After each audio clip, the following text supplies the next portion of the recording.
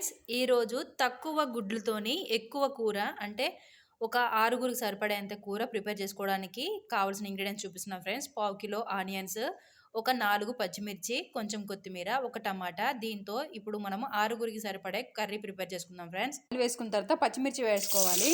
పచ్చిమిర్చి వేసుకోవడం వల్ల పచ్చిమిర్చి పడేయకుండా తినేయడం జరుగుతుంది ఫ్రెండ్స్. అందుకోసం అని తర్వాత ఉల్లిపాయలు వేసుకోవాలి. ఉల్లిపాయలు బాగా మగ్గాక అప్పుడు టమాటా కట్ చేసి వేసుకోవాలి ఫ్రెండ్స్. తాలింపులో మనం ఏం అల్లం పేస్ట్ కానీ ఏం వేసుకోవట్లేదు. ఎందుకంటే ఉప్పు, అల్లం పేస్ట్, పసుపు వేసేస్తే తొందరగా మాడిపోతుంది. అందుకోసమనే వేయట్లేదు ఫ్రెండ్స్. ఉప్పు, పసుపు వేసుకొని కలుపుకొని ఎగ్ బ్రేక్ చేసుకోవాలి ఫ్రెండ్స్. కారం వేయకూడదు, కారం తొందరగా మాడిపోతుంది. గుడ్డు మధ్యలో కొట్టిన తర్వాత ఈ విధంగా మొత్తం కప్పుకోవాలి ఫ్రెండ్స్. ఇప్పుడు కారము, అల్లం పేస్ట్, గరం మసాలా వేసుకొని బాగా కలుపుకోవాలి. Juicy onion egg curry ready అయిపోయింది ఫ్రెండ్స్. మిగిలిపోయిన కర్రీలు ఈ ఆనియన్ కర్రీతో మిక్స్ చేసుకొని తింటే చాలా బాగుంటుంది ఫ్రెండ్స్.